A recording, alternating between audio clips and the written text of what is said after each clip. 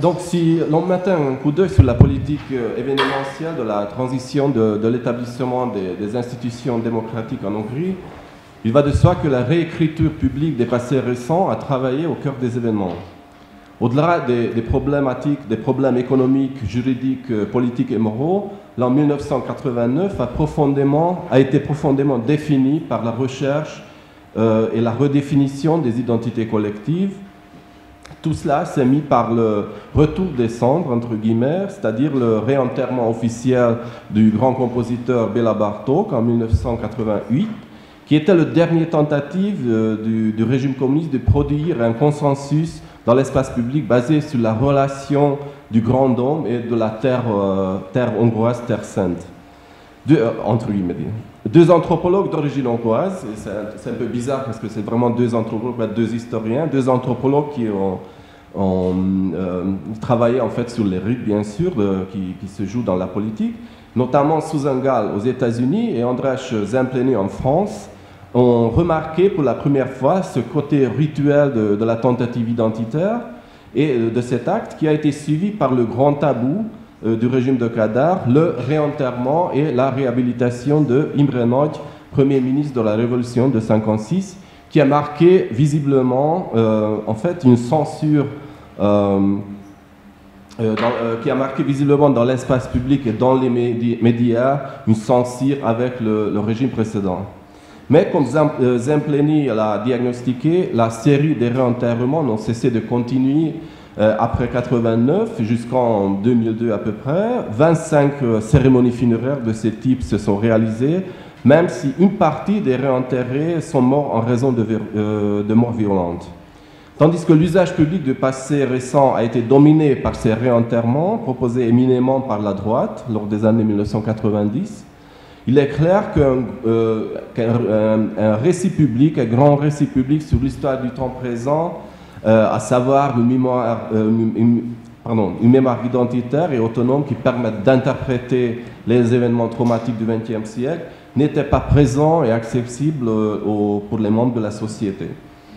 Et c'est pour cela que Zempleni a conclu que la culture politique hongroise est une culture funéraire. Pour comprendre le rôle identitaire de ces actes imprégnés par des valeurs affectives et morales lors des années de la transition, il faut ajouter que l'intelligentsia politique autour des partis de la gauche et de la droite ont un rôle prépondérant dans la construction de l'identité politique marquée très fortement par l'affinité culturelle et affective aussi. Bref, l'élite intellectuelle de la gauche hongroise a mis en avant le caractère autoritaire du régime de l'amiral Horthy et l'année, bien sûr, l'année de la Shoah, 1944, tandis que la droite a souligné à l'intérieur du discours public les crimes commis par les communistes, surtout dans les années 1950, c'est l'époque stalinienne en fait, et juste après la chute de la révolution de 1956. Force est de constater alors qu'après les réenterrements plus ou moins consensuels des grands hommes en 88 et 91 à peu près, la construction et l'usage public du passé récent sont devenus binaires. Peu à peu, un clivage entre la gauche et la droite a été imposé. Dès que les experts politiques et les spin doctors des partis politiques ont compris qu'au cas de l'électeur hongrois, du type idéal, l'attitude politique va être paire avec la culture politique personnelle, à savoir le vote de l'électeur moyen se fait choix avant tout à partir des valeurs affectives et culturelles, et beaucoup moins en raison socio-économique, classe, âge, genre, etc., ou économique basée sur la maximalisation des intérêts. Donc cette approche psychosociologique du comment orchestrer, comment instrumentaliser le passé est devenue cruciale. Donc en Hongrie, vers l'an 2000, le parti conservateur de Viktor Orbán a révélé pour la première fois cette constatation et commencé à construire une nouvelle identité dite nationale basée sur, premièrement, la réhabilitation des valeurs nationales historiques. En l'an 2000, par exemple, c'était la mise en avant du Saint-Étienne, de la Sainte-Couronne, etc. Saint-Étienne, donc, c'est le premier roi des Magyars, fondateur du royaume médiéval, etc.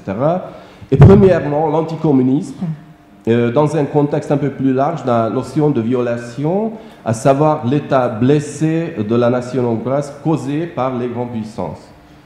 Alors que l'aspect de l'anticommunisme s'inscrit dans le temps court, la violation comme fil conducteur d'une identité à former connaît des analogies historiques.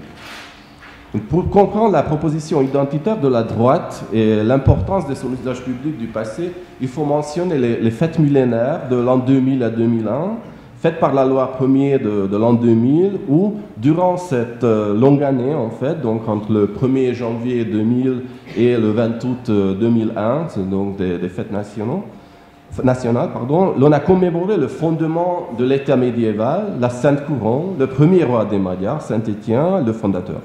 Même si ces événements ont connu de succès, ils étaient quand même absurdes aussi en raison de fortes contradictions internes. Alors qu'avec les fêtes millénaires qui avaient lieu pour la première fois en 1896, le royaume hongrois, à l'intérieur de l'Autriche-Hongrie encore, a fêté l'anniversaire de la conquête du pays et l'Empire en termes de nationalisme classique. En 2000 et 2001, une république avec son territoire bien diminué a voulu commémorer à peu près les mêmes sujets. Le comble de cette confusion, sans aucun doute, était de réintroduire la Sainte Couronne au champ politique et effectivement de la déplacer du musée national au bâtiment du Parlement.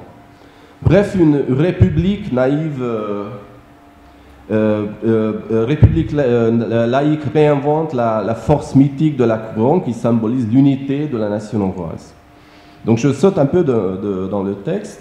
En 2002, donc, une nouvelle approche de l'usage public du passé s'est imposée qui, à mon sens, a ciblé plutôt la jeune génération, avant tout par sa réalisation. C'est-à-dire que c'est la Maison de la Terreur, sur cette image. Musée de la Terreur, un musée, entre guillemets, consacré au traitement de l'horreur communiste.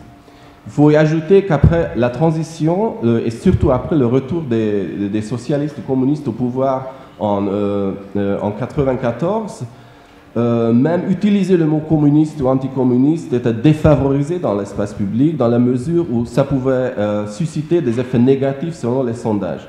Ainsi, le contenu de la Maison de la Terreur et son inauguration 2 mois avant les élections législatives de 2002 montre l'enjeu de cet usage.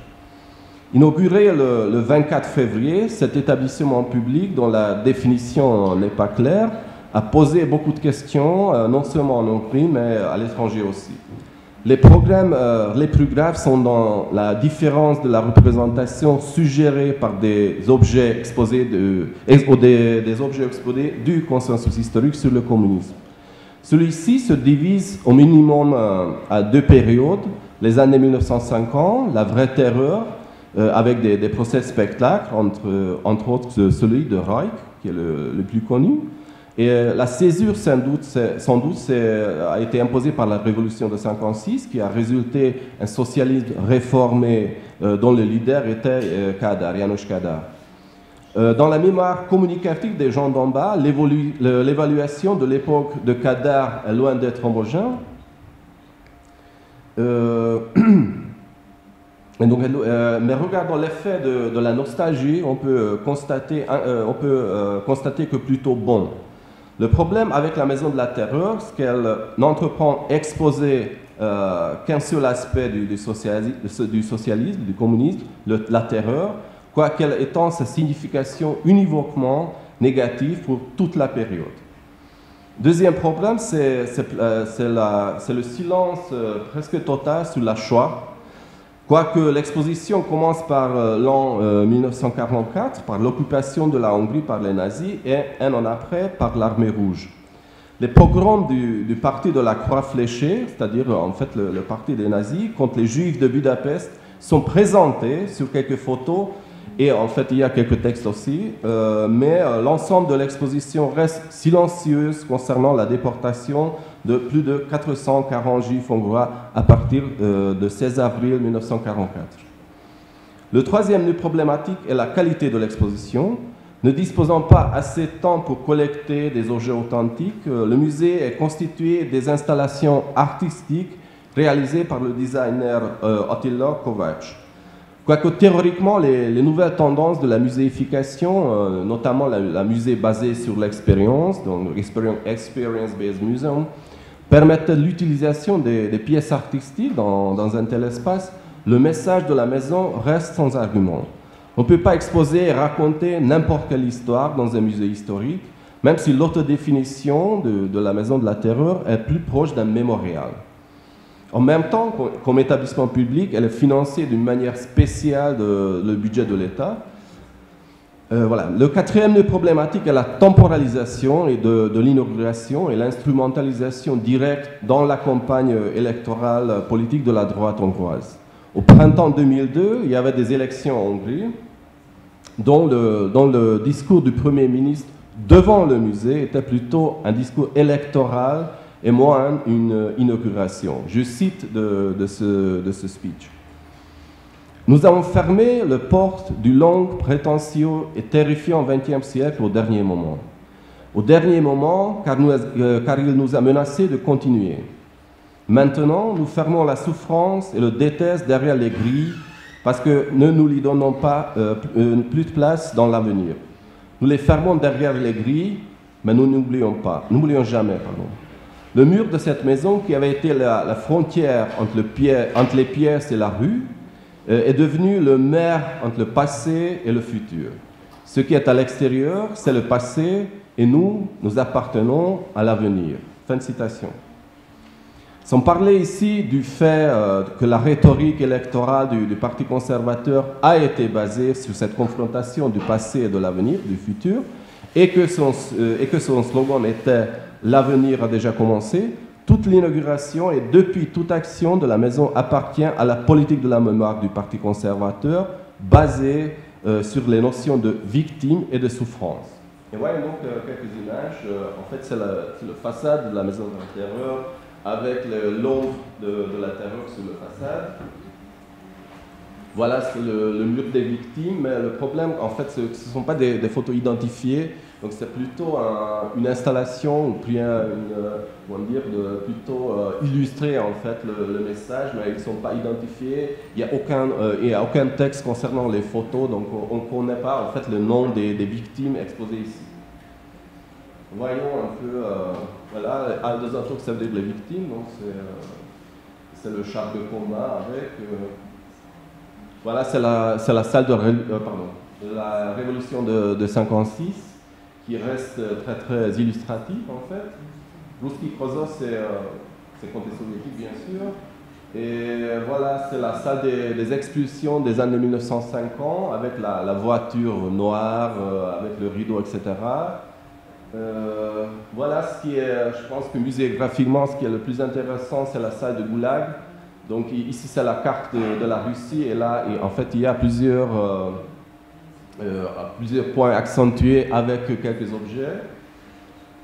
En fait, c'est la salle des procès de spectacle, et surtout, en fait, il y a un écran, c'est le procès de Igrenot qui est exposé là. C'est la salle de la propagande, généralement, globalement, mais sans aucune explication. Et voilà, ce sont vraiment comment illustrer en fait un message. Donc c'est la salle des tortures, c'est vraiment une installation absolument récente. Et ça aussi. Voilà. À peu près, à la fin, en fait, près de la sortie, en fait, ce sont les listes des offenseurs. Donc, mais même, en fait, historiquement, c'est pas vraiment prouvé, donc les leaders, c'est clair, mais à part ça, en fait, on ne connaît pas les récits de vie personnels ou quelles sont la responsabilité de ces gens exposés là, donc c'est un peu obscur, ça restait un peu obscur. Donc, pour revenir un peu à la réalisation de nouveaux types du musée, a effectivement ciblé les générations les plus jeunes, et son succès a garanti pour son lieu dans l'espace urbain, à savoir la Maison de la Terreur se trouve au plein centre de Budapest par rapport aux autres lieux d'investissement du communisme. Le musée impose donc premièrement une mémoire victimaire, deuxièmement une stratégie de rejet de la responsabilité par les crimes commis. Dans la première salle intitulée « L'occupation double », sur un grand écran, la carte de l'Europe est projetée, qui montre par la couleur brune comment la Troisième Reich a occupé graduellement le continent, y compris la Hongrie. Prise le 19 mars 1944. Le 27 août 1944, donc la même année, un nuage de couleur rouge indiquait l'arrivée de l'armée rouge en Hongrie, qui est appréhendée en tant qu'une deuxième occupation qui durait jusqu'en 1990. Pour nous, cette représentation spatio-temporelle est d'autant plus importante car elle explique expressis verbis que la Hongrie a perdu sa souveraineté en 1944 et n'a regagné qu'en 1990. Cette perte de la souveraineté permet de comprendre que les membres de la société sont innocents dans la mesure où ils ont agi sans alternative sous la pesanteur des contraintes imposées par des forces étrangères. Sans l'intention ni conceptualisation institutionnelle, dans la Maison de la Terreur, la problématique de la violence traverse quand même la salle et varie sa notion. Donc j'ai fait 4 types. Violence d'État dans la salle de l'occupation, l'occupation double qui affiche l'occupation de la Hongrie par la Troisième Reich et celle de l'URSS à partir du mois d'août de la même année. Deuxièmement, violence physique dans les locaux représentant l'interrogatoire, la torture, l'exécution, etc., que je viens de vous montrer. Violence symbolique qui désigne le statut assujetti de l'homme vis-à-vis de l'institution opprimante de l'État. C'était une spécificité qui traverse toute la Maison de la Terreur et caractérise bien l'atmosphère de l'époque. Troisièmement, violence psychologique dans la salle de l'émigration où l'on voit les cartes postales des émigrés de la Révolution, surtout de la Révolution de 1956, envoyées de l'extérieur du pays. Et quatrièmement, violence économique dans la mesure où l'État communiste a non seulement nationalisé beaucoup de biens économiques et en possession privée, mais a confisqué les biens les plus fondamentaux comme l'alimentation, par exemple, au début des années 50. Donc le problème muséographique de la Maison de la Terreur est d'une part que la notion de violence n'est pas du tout différenciée, donc c'est en fait ma différenciation, et d'autre part que les objets exposés qui visent à transmettre le message aux visiteurs, le plus souvent ne sont ni authentiques, ni objets dans le sens classique du terme. La Maison de la Terreur, comme établissement public, a été fondée en 2001 et pour la reconstruction totale des locaux du futur musée ainsi que pour la réalisation du projet, la fondatrice, l'historienne Maria Schmidt et son équipage n'avaient qu'à peu près 7-8 mois jusqu'à l'ouverture, jusqu'à l'inauguration. Ainsi, la collection sur laquelle le musée a dû être fondé pratiquement n'existe pas. Le designer de la maison et l'historien muséographe a ainsi décidé, c'est vraiment très clair, à remplacer en fait les objets authentiques par des installations. La notion du musée qui présuppose une collection conservée, une recherche permanente, la réflexion muséographique, etc., vis-à-vis de son activité peut être remplacée par le mémorial. Je pense que c'est plutôt un mémorial qu'un musée.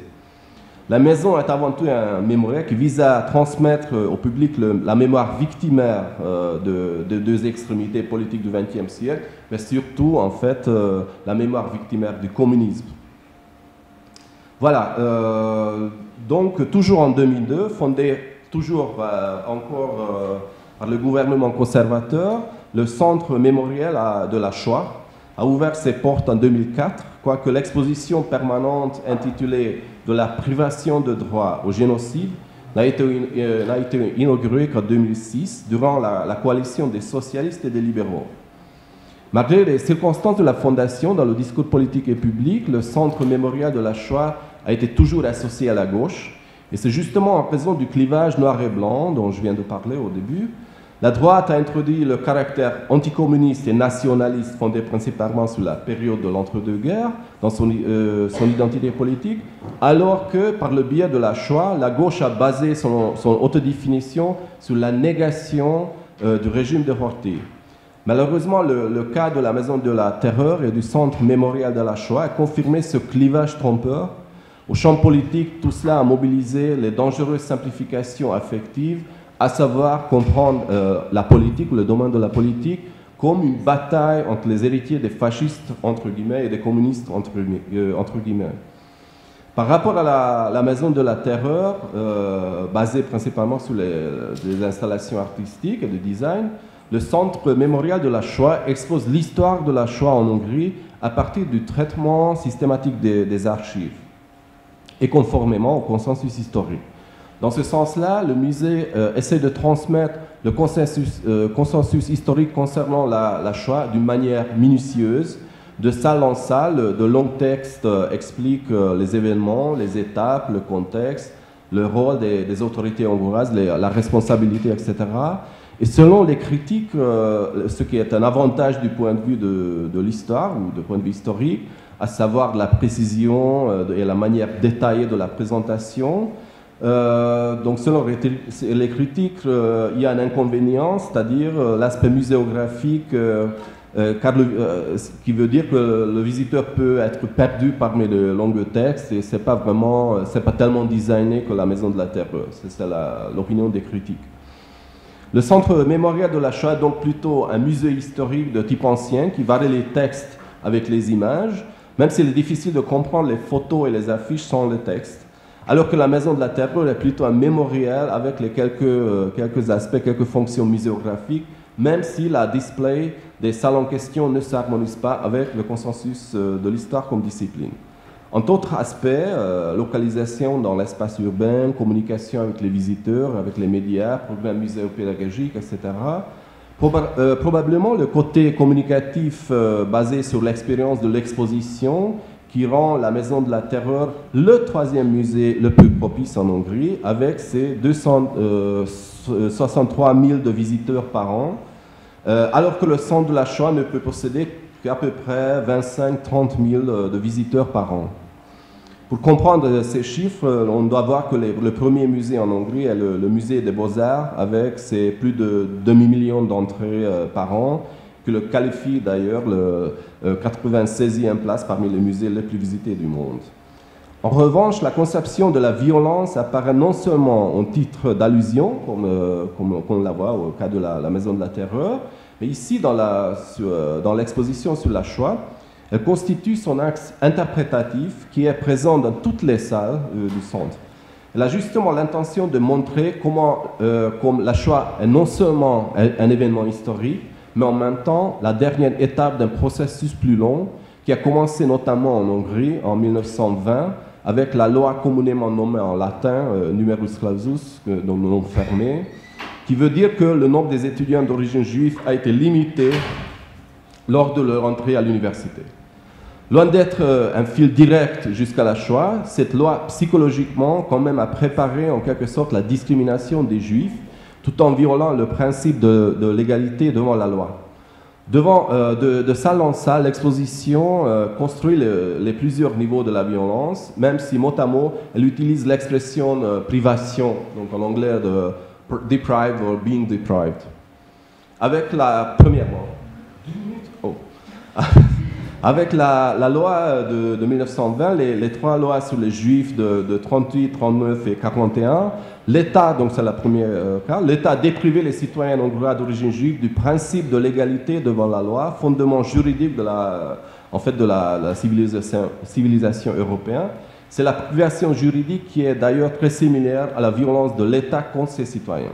Deuxièmement, avec la privation de la propriété privée des citoyens d'origine juive, le régime a non seulement défavorisé d'un certain groupe de la société, mais en redistribuant leurs propriétés, il a essayé d'atténuer les tensions sociales des gens d'en bas.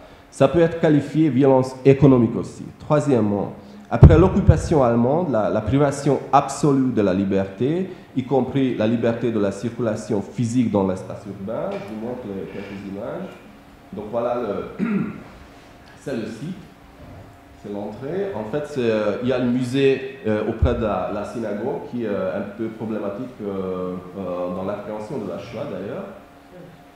Voilà, c'est l'intérieur de la synagogue. Et voilà, en fait, de salle en salle, la notion de violence, la notion de privation est vraiment à travers de ces textes hongrois et anglais, c'est très bien expliqué. Voilà en fait les affiches sur la salle droite, c'est la privation juridique. Voilà, il y a des photos et des textes aussi, donc Deprived from Freedom. Donc c'est oui, c'est le point 3, donc après l'occupation allemande, la privation absolue de liberté et la circulation physique dans l'espace urbain.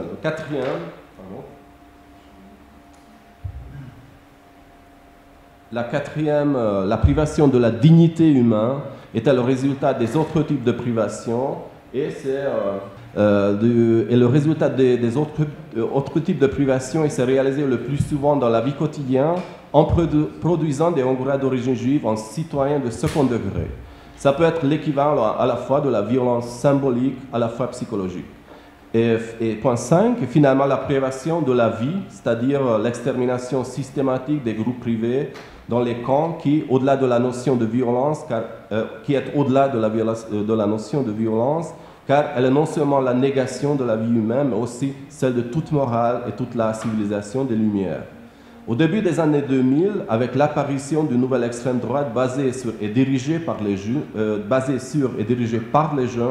et surtout avec leur entrée au Parlement en 2010 avec 16% des voix et en 2014 avec 20% des voix, il nous paraît absurde de prétendre de parler de la mémoire de la Shoah exclusivement d'un ton toujours neutre et scientifique. La Shoah et bien entendu la juiveté hongroise sont vite devenus l'objet d'un discours public diffamant dans les journaux et dans les blogs de l'extrême droite. Ainsi, malgré tous les efforts susdites, la Shoah est restée isolée de la mémoire historique et considérée comme une affaire juive interne qui n'appartient pas à l'histoire du pays. Malgré le fait d'ailleurs que tous les troisièmes victimes d'Auschwitz étaient un Hongrois juif. De nos jours, l'usage public de la Shoah est loin d'être univoque. Sans parler ici de l'usage antisémite, il est surprenant que le même gouvernement hésite à fixer son opinion.